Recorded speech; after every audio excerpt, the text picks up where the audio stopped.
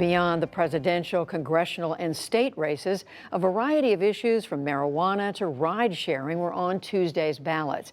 5 more states legalized marijuana, and Oregon became the first to decriminalize small amounts of cocaine, heroin, and methamphetamine.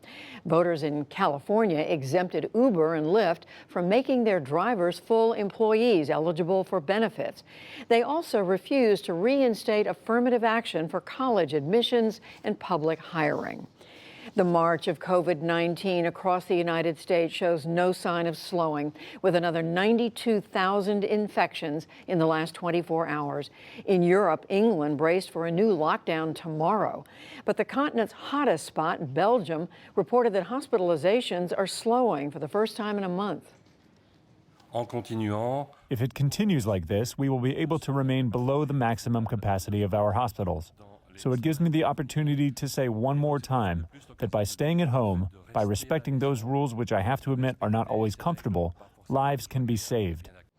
Overall, European nations recorded a nearly 50% increase in virus deaths in the last week. Central America has spent a long, dangerous day in the grips of Tropical Storm Eta. It lashed northern Nicaragua and Honduras after making landfall on Tuesday as a Category 4 hurricane. The weakened storm dumped torrential rain, triggered mudslides, and tore up towns, killing at least 3 people. It could swing toward South Florida this weekend. The U.S. formally exited the landmark Paris Climate Agreement today. It fulfills a long-standing pledge by President Trump, but it is not clear how long it will last. Former Vice President Biden has vowed to rejoin the global pact to fight climate change if he wins the election. The U.S. Supreme Court is wading back into religious rights. The justices heard arguments today on whether a Catholic agency may refuse to certify same-sex couples as foster parents on religious grounds.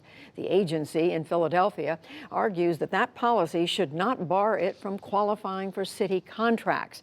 A decision is expected by June. And on Wall Street, stocks scored sizable gains again as investors bet that Republicans will block new taxes and regulations if they hold their Senate majority. The Dow Jones Industrial Average was up 367 points to close at 27,847.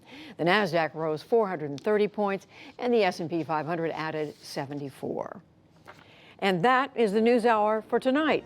Elections, we know, are times that unite this country. We all share a civic duty to determine how we govern ourselves. No matter how you cast your ballot, it is the right to do so that provides the bedrock of our democracy. We're now waiting for all the final votes to be counted. Patience is part of the process.